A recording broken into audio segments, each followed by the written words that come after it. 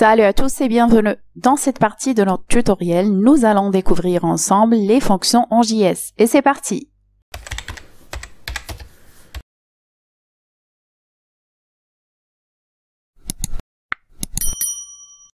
Les fonctions sont des blocs de code nommés et réutilisables qui servent à effectuer une tâche précise. Il existe deux types de fonctions en JS, les fonctions natives ou prédéfinies et les fonctions personnalisées qu'on va pouvoir créer nous-mêmes.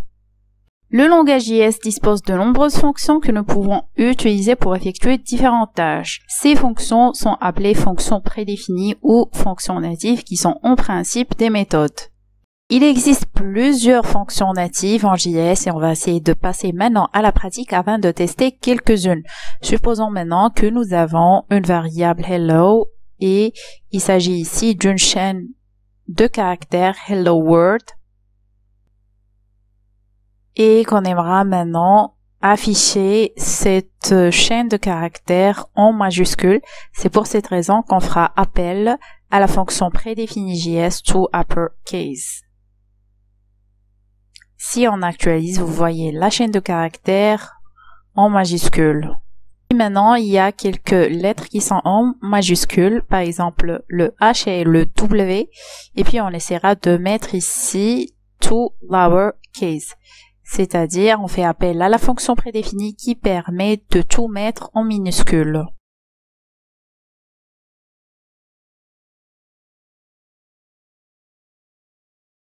Et si vous avez remarqué ici, nous avons appelé notre variable hello, puis on a mis un point afin de faire appel à nos fonctions natives.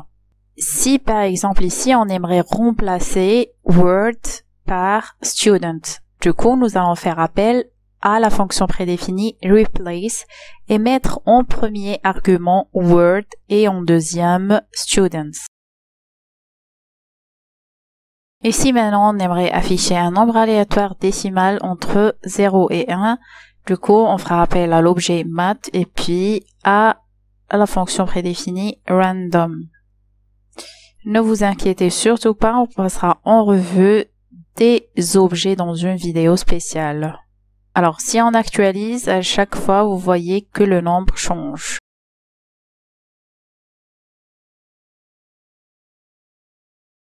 Et maintenant, c'est le bon moment pour créer nos propres fonctions, ce qu'on appelle les fonctions personnalisées. Pour ce faire, il suffit de faire appel au mot-clé function suivi du nom de la fonction et mettre des parenthèses obligatoires. Alors, si notre fonction est porteuse de paramètres, du coup, il faudrait les remplir entre parenthèses. Pour pouvoir retourner quelque chose sur notre fonction, il suffit d'appeler le mot-clé return suivi du message à afficher. Alors ici, il existe des fonctions qui ne retournent rien. Pour notre exemple ici, on aimerait faire une addition des deux nombres A et B qui sont en paramètres.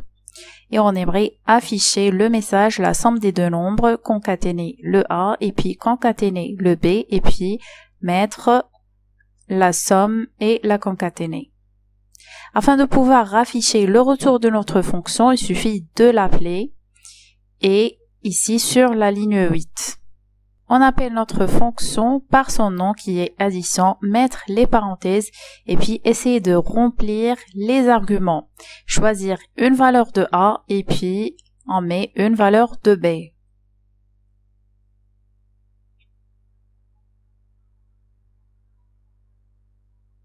Alors maintenant, si on actualise, le message est bien affiché, sauf qu'il y a un petit problème par rapport au calcul de la somme.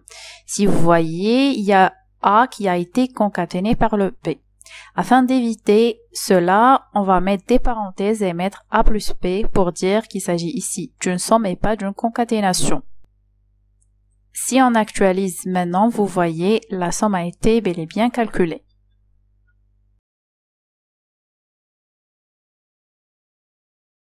Et maintenant, si on aimerait donner la main à l'utilisateur afin de choisir lui-même les nombres A, additionner, du coup, on fait appel à la méthode prompt. On essaiera de stocker le rendu de ce qui a été inséré sur une variable qu'on appellera arc1 et puis on va faire appel à notre fonction prédéfinie prompt et mettre ici le message afin d'aider l'utilisateur à comprendre de quoi il s'agit. La même chose serait pour le deuxième nombre. Alors ici, à la ligne 9, à la place de choisir nous les nombres, ici on va mettre les nombres qui ont été choisis par l'utilisateur lui-même. Et on va essayer d'actualiser afin de voir le rendu. Vous voyez ici, la fenêtre ici demande à l'utilisateur d'insérer le premier argument. Une fois qu'on clique sur OK, il y a une deuxième fenêtre qui incite l'utilisateur à insérer le deuxième argument. Et une fois qu'on clique sur OK, vous voyez ici, le message a été affiché, mais toujours il y a un problème pour faire la somme, malgré qu'on a mis les parenthèses. Du coup, on fera appel à la méthode number qui permet de dire ici qu'il s'agit d'un nombre. Et entre les parenthèses, on va mettre ici notre nombre A et la même chose, ça va être pour le nombre P. Du coup, le plus qui sera entre les deux nombres, ça va être considéré comme une somme et pas une concaténation. On va mettre ici notre variable somme et essayer d'actualiser. Et voilà, donc la somme a été calculée. À noter que le mot-clé return permet de retourner le rendu et puis faire un break. C'est-à-dire que s'il y a du code qui est écrit après la syntaxe return, ça ne va pas être considéré. Ça se voit d'ailleurs sur notre éditeur ici qui nous dit qu'il faut supprimer le code inaccessible puisque ça ne va pas être exécuté. Nous, on aimerait tester cela et puis on essaiera de voir est-ce que l'alerte va être affichée après avoir fait le rendu de la somme.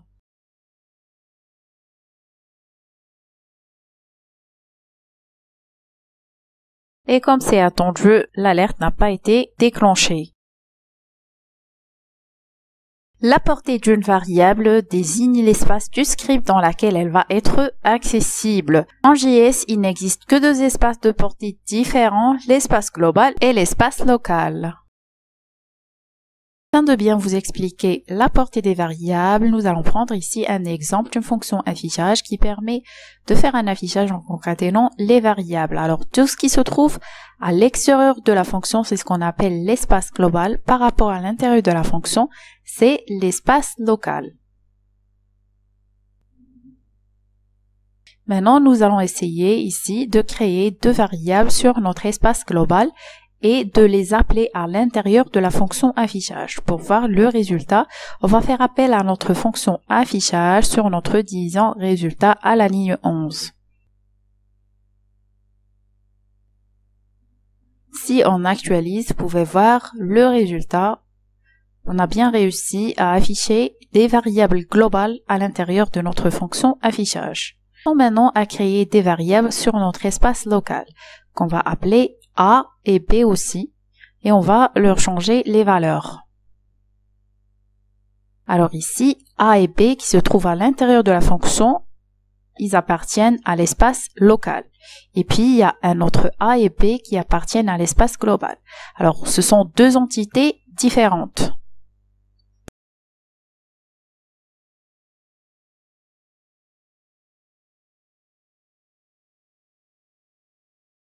Si maintenant on aimerait afficher la valeur de nos variables A et B,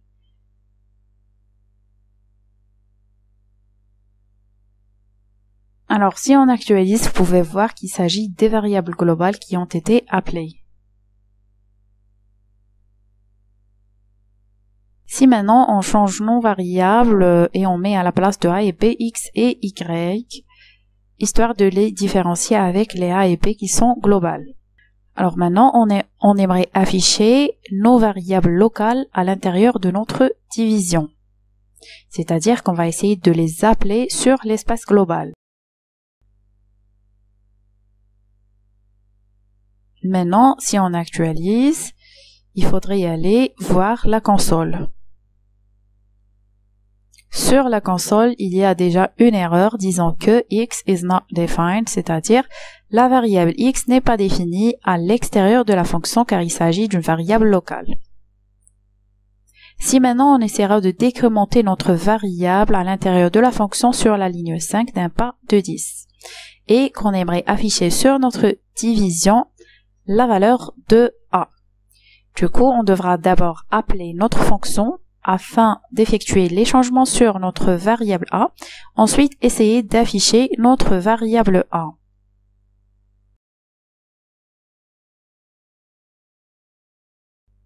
Si on actualise, vous pouvez voir que la variable A n'a pas stocké sa valeur initiale. En revanche, elle a stocké la dernière valeur qui a été utilisée sur la fonction affichage. Essayons maintenant de créer deux fonctions, une qu'on va appeler affichage 1 et la deuxième qu'on va appeler affichage 2. Sur la deuxième, on va essayer d'incrémenter notre variable A d'un pas de 3. Ici, sur notre division résultat, on va essayer de faire appel aux deux fonctions affichage 1 et affichage 2 afin de faire les modifs par rapport à notre variable globale A. Si on affiche A, vous pouvez voir qu'elle a stocké la dernière valeur qui a été utilisée par la fonction affichage 2.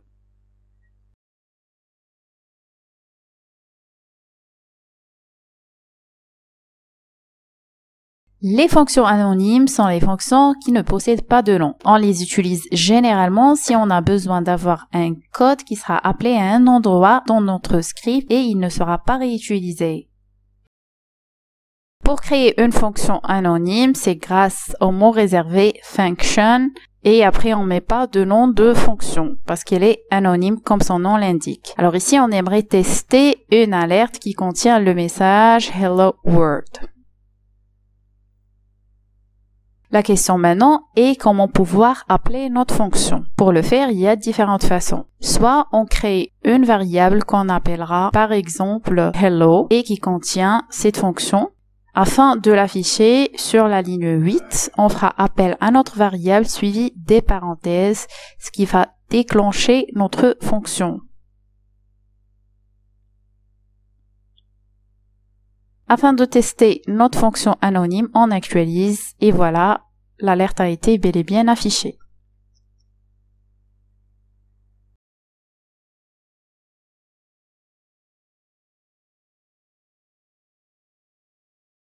Une deuxième façon, c'est d'écrire une fonction qui permet de s'exécuter elle-même dès sa création. Pour ce faire, on va mettre notre fonction à l'intérieur des parenthèses et suivi de parenthèses fermées. Et maintenant, on va la mettre ici sur notre division afin qu'elle s'exécute elle-même. On va actualiser et voilà, l'alerte est affichée.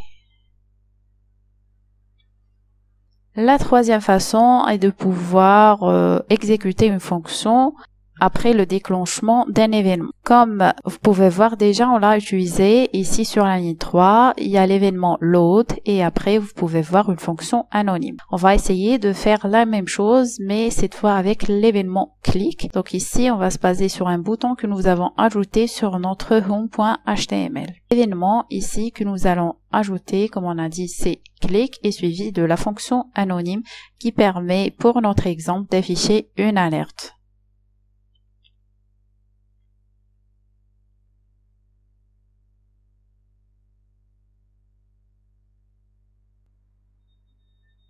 Alors ici, sur home.html, nous allons ajouter ce qui va être affiché sur notre bouton.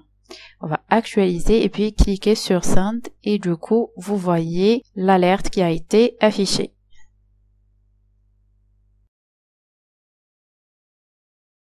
Pour m'encourager davantage à créer du contenu, n'oubliez pas de vous abonner à la chaîne, d'activer la cloche et de partager le contenu avec vos amis. Je vous dis à très bientôt.